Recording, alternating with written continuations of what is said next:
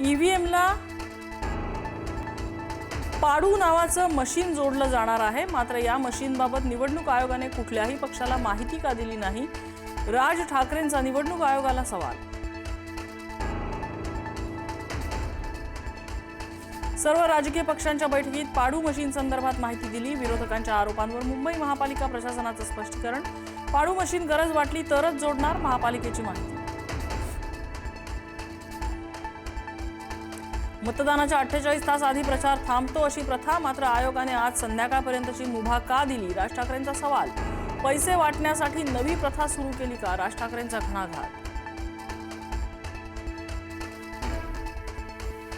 ठाकरे बंधूंनी घेतलं मुंबादेवीचं दर्शन। महापालिकेत मतदानापूर्वी ठाकरे बंधूंचं देवदर्शन। संपूर्ण ठाकरे कुटुंब मुंबादेवीच्या चरणी नतमस्तक।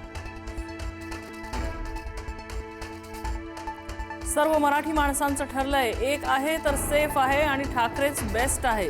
मतदानाच्या एक दिवस आधी ठाकरेंच्या शिवसेनेचे खासदार राऊतांची पोस्ट। फेसबुकवर व्हिडिओ पोस्ट करत अमित ठाकरेंचा मुख्यमंत्र्यांना सवाल। राज्यातील मुली बेपत्ता होण्यासह सोलापुरातील मनसे पदाधिकाऱ्याची हत्या आणि ड्रग्ज प्रकरणावरून प्रश्नांची सरबत्ती। राज्यभरातील 29 महापालिकांच्या निवडणुकीची तयारी अंतिम टप्प्यात। उद्याच्या मतदानासाठी मतपेट्यांचं वितरण।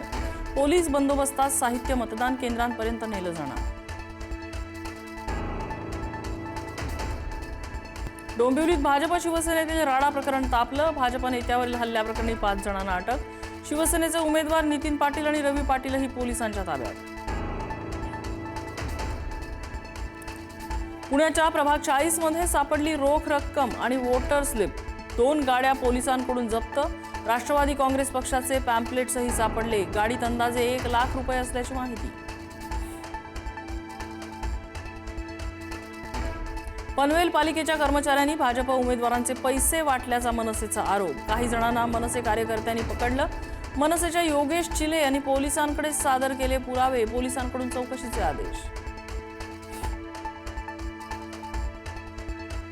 नाशिकमध्ये मंत्री गिरीश महाजनांना जाब विचारणारे पितापुत्र पोलिसांच्या ताब्यात। तिघांविरोधात गुन्हा। इतर तरुणांचा शोध सुरू। जाहीर सभेत काही तरुणांचे ड्रग्ज पेडलर सोबतचे व्हिडिओ दाखवल्यानं विचारला होता जाब।